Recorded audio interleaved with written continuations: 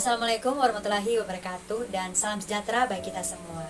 Perkenalkan, nama saya Jane Nasrid Indiani, Institut Asal Universitas Tadulako.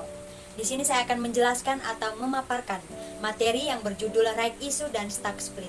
Yang pertama adalah Right Issue. Dalam slide pertama ada dua pernyataan mengenai Right Issue, tetapi saya hanya membaca salah satunya. Right issue adalah sebuah aksi korporasi saat perusahaan menerbitkan saham baru dengan atau tanpa hak memesan efek terlebih dahulu. Penerbitan saham baru ini ditujukan untuk mendapatkan pendanaan tambahan. Pendanaan tambahan yang didapat dari hasil penjualan saham baru ini digunakan untuk berbagai keperluan dari membayar utang hingga membiayai proyek tertentu. Selanjutnya, hak right issue. Hak right issue adalah juga seringkali dikenal dengan hak memesan efek terlebih dahulu atau HMETD. Arti right issue adalah hak yang diberikan kepada investor lama untuk membeli saham baru yang diterbitkan sebelum saham baru tersebut ditawarkan ke investor lain. Para investor yang sudah masuk di perusahaan akan diprioritaskan untuk menyerap saham baru tersebut sebelum ditawarkan kepada investor baru. Hak yang diberikan kepada investor lama inilah yang disebut dengan right issue.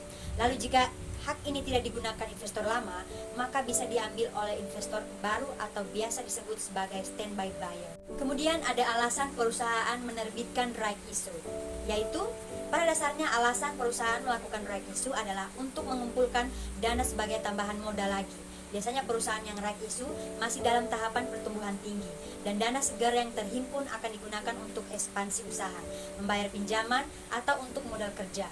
Jika right issue dilaksanakan untuk keperluan ekspansi usaha, maka aksi korporasi perusahaan bisa dipandang positif.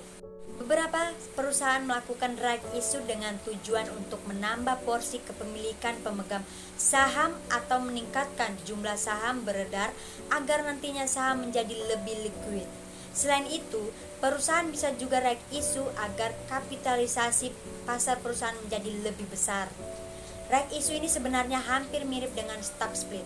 Tapi bedanya, kalau right issue bisa menambah dana dari investor sekaligus dapat menaikkan kapitalisasi pasar perusahaan. Dan faktor yang mempengaruhi pembentukan harga right issue. Yang pertama adalah dasar keputusan perusahaan melakukan right issue. Apakah untuk membayar utang, meningkatkan modal kerja, atau untuk melakukan ekspansi. Dan yang kedua bisa dilihat dari stabilitas kondisi serta situasi mikro dan makroekonomi yang berlaku pada saat ini. Dan bisa juga dilihat dari kondisi harga saham yang ada di pasar saat itu. Untuk rumus right issue itu sendiri adalah rasio lama kali harga sebelumnya tambah rasio terbaru kali harga terbaru yang ditetapkan bagi rasio lama tambah rasio baru. Yang kedua adalah stock split. Stock split adalah pemecahan nilai saham. Tujuannya adalah menurunkan harga per saham dan meningkatkan jumlah saham yang beredar. Stock split atau stock divide meningkatkan jumlah saham dalam suatu perusahaan. Pemecahan saham menyebabkan penurunan harga pasar saham individu, tidak menyebabkan perubahan total kapitalisasi pasar perusahaan, dan pengenceran stok tidak terjadi. Dan untuk tujuan stock split, yang pertama, untuk meningkatkan jumlah saham yang beredar dan menurunkan harga per lembar saham agar bisa lebih murah. Harapannya transaksi saham dari emiten yang melakukan stock split bisa kembali ramai.